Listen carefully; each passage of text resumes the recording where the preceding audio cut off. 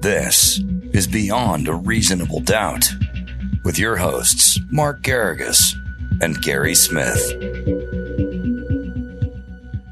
GPS, you had quite a week, haven't you? Been busy. That's a good thing. What do they say? The idle mind is the devil's workshop. So whatever. Busy. If you're busy, that means you must be the opposite of working in the devil's quarters. So I still find time for that. But yeah, what didn't mean it as a complaint. I like being busy. I enjoy it. So yeah, it's been good. We've gotten a lot done this week. Onward and upward. Fantastic.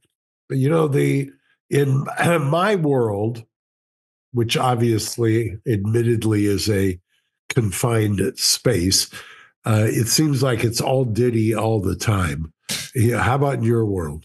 Oh, certainly any media that I consume, I can't flip 3 channels without finding you talking about it somewhere on some TV show. But yeah, it's certainly been a thing. My world has been a little bit more expansive because my world is very LA focused these days. Although I say that, and then the first thing that comes to mind is the Karen Reed trial, which is obviously out of Boston, much closer to New York, where Diddy is awaiting jury selection coming up next week. If my timeline is to be believed, I believe that's what you've been saying on TV. Is that right? Yeah, that is right. And I mind you, the Karen Reed trial is fascinating to me. And I think the fact that it is televised, there certainly is something to be said for a trial that is televised as opposed to one that is not, in terms of getting an unfiltered look at what's happening as opposed to 2 or 3 degrees of separation or hearsay. Yeah, I couldn't agree more. I mean, you know, as you discussed with Harvey on your other podcast, Two Angry Men this week, you know, there's still large cross sections of the populace who have it lodged in their head for some reason or another that there is, you know, celebrity sex tapes or other things like that involved in the forthcoming case, which for anyone who's familiar with the actual details of the case, those things are not, you know, components. And it's fascinating to me that you could have not one, but 2 superseding indictments, and in great detail as to what the charges are, and yet still the noise outside of that courtroom or outside of the indictment seems to be singularly focused on the things that are nowhere found inside of the indictment. Well, I think that might be a touch of the bubble in which you live and operate, because I got to be honest, if I had sat at Easter dinner 2 or 3 weeks ago and said to the table, who here has read one of the superseding indictments in Diddy, I would have had blank faces on every side of the table. So, you know, if you had asked, had you seen a TikTok or a social media post about celebrity tapes, Justin Bieber or minors or this or that, my sisters would have hyperextended their elbow trying to get their hands up faster than the other one. I mean, let's just be real about it, because that is, you know, that's the kind of stuff that the average citizen is consuming and is having fed to them by the algorithm. So, you know, you live in a world where a superseding indictment is interesting casual reading, even if you're not involved in the case or tangentially, you know some of the players. But most citizens probably don't.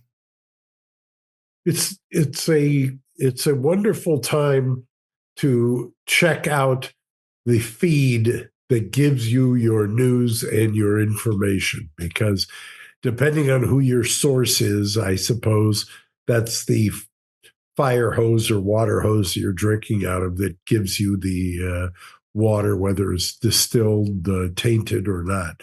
What is well, I'm going to ask you an interesting question for a casual observer outside of the bubble that I may be in.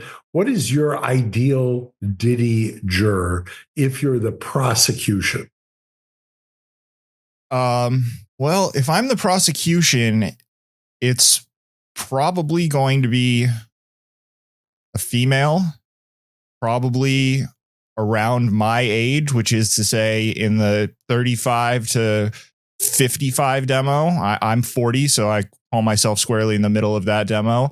I think I would like someone like my wife if I'm the prosecution. You know, someone who's got a young child at home, someone who's a professional woman, And I think that she's going to see that Cassie video, and that's going to get her inform a lot of her information, even despite the other evidence that might come up. Okay. Now the flip side of that coin.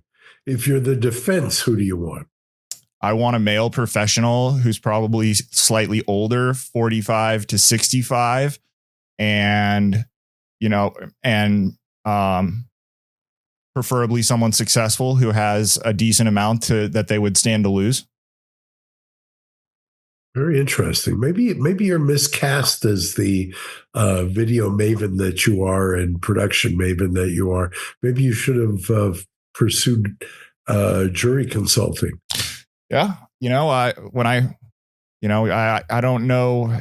You and I probably haven't spoken about it at length, but the initial goal out of college was to head to law school, and I got taken aside by maybe the right person, maybe the wrong person, and told to go work in the field. And the way that I chose to do that sort of took me off that path. But a lot of people in my family definitely thought that was going to be the way I was going to go.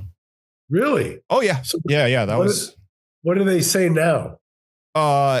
No one has any idea what I do now. So no, that's not true. I mean, they're all very proud of me, and they're certainly liking the new growth that has happened in my career more recently in the past 2 or 3 years.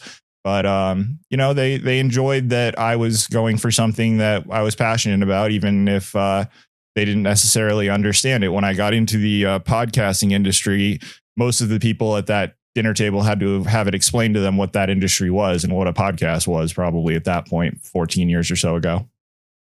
Now it's one of the most successful mediums and long forms that there is. Yeah. So do we have some stories? We've got quite a few stories, actually, right? Where do you start off? I mean, I guess where I start off with is, because we already brought it up and we didn't really talk about it, is Karen Reed. I mean, the story that I read today said that Alan Jackson, who I believe is a friend of yours and Los Angeles-based defense attorney who is representing Karen Reed and represented her in her first trial, on day 3 of cross-examination of the prosecution's star witness, he got her to admit that she had lied to the FBI when she was questioned. I thought that was, I haven't seen the video of the exchange. I've read the quotes, and I thought that was a pretty good day for the defense.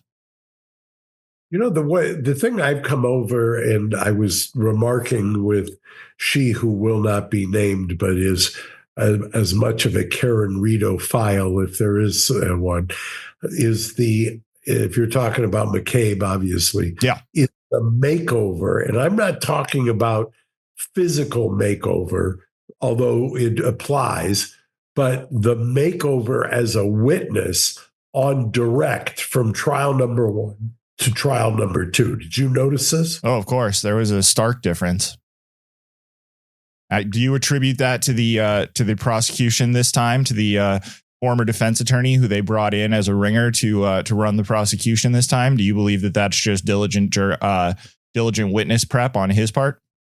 One of the reasons I think that sometimes from a defense standpoint, your worst nightmare is a ex-defense lawyer turned prosecutor or an ex-defense lawyer turned judge. It's counterintuitive at first blush, but a lot of times the jaded or cynical nature can really be a handful to deal with.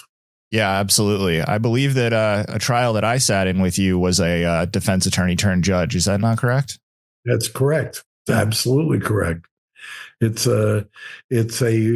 always ends up as a battle. It's inevitable. And I don't know whether that's me or them or a combination. It's probably a combination. I will say that although there were battles, certainly I found that judge to be a lovely man and very fair and a good-hearted, guy when the proceedings weren't going. So shout out to that judge. I was a fan.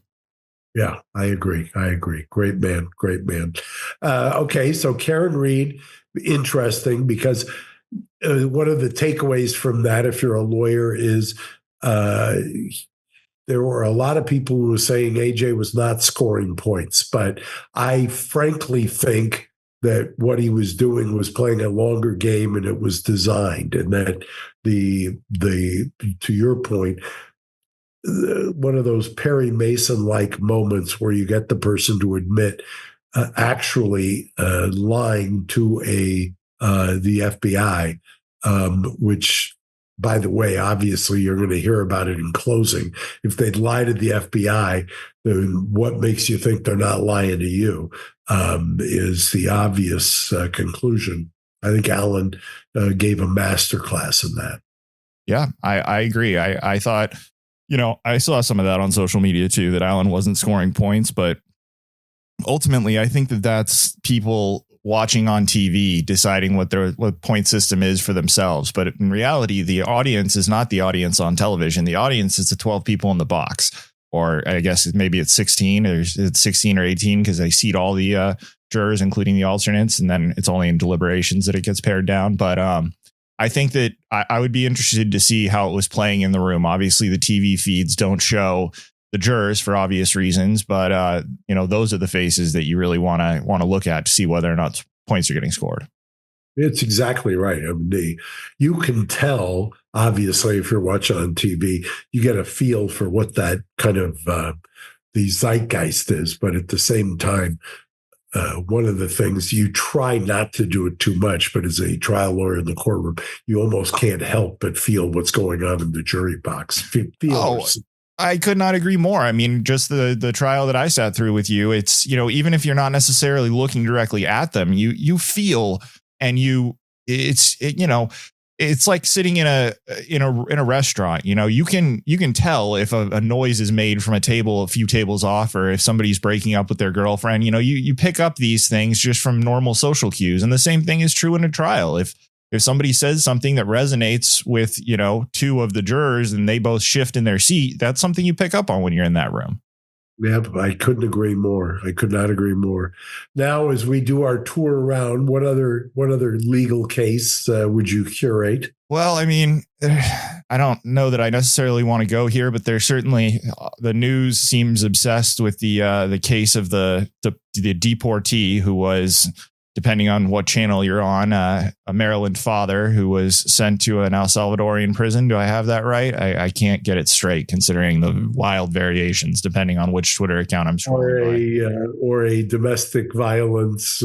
Sure. And now that I've seen that they've come up with, complaints and restraining orders filed by the wife, who, it's just, like I said, this one is such a different story depending on the channel or the Twitter account you're following, that it's just almost hard to keep your head on straight. Yeah, it's a fascinating time we live in. So I think I'll bring it full circle to Diddy before we go. Yeah, please do. As this drops, jury selection is in earnest on Monday. What will happen is, as I understand it from the judge's order and the transcript of what happened, is that they've already gone through and will have argued about the hardship. And now you'll get into kind of the biographical and any other details that you flush out for the remaining jurors. And that's going to go Monday, Tuesday, Wednesday, and if necessary, Thursday. And then a week from Monday will be opening statement. And I'm going to make a wild prediction and say this case is going to reach critical mass sometime the end of this week once the juries have paneled. Yeah, it'll be very interesting to watch. We'll be watching from afar, and we'll certainly probably be giving updates in the weeks to come, I would think. Absolutely. Thank you, Gary. It's been a very busy week. I'm going to let you go enjoy your Sunday, and I appreciate you always. Yes, thank you, Mark. And I'm going to give a little caveat here that just in case something crazy breaks on Saturday or Sunday morning, that we are recording this a bit in advance due to scheduling issues. So if for some reason something happens on Saturday and you can't believe that we aren't talking about it, we're recording this on Friday night and you are hearing it on Sunday morning. Mark, thank you so much for making the time. You've had a long day as well, so we all do appreciate it. We'll see you next week. Thanks, Gary. Talk to you then. All right, bye-bye. Thanks for listening to Reasonable Doubt. Subscribe on YouTube at youtube.com/Reasonable Doubt Podcast.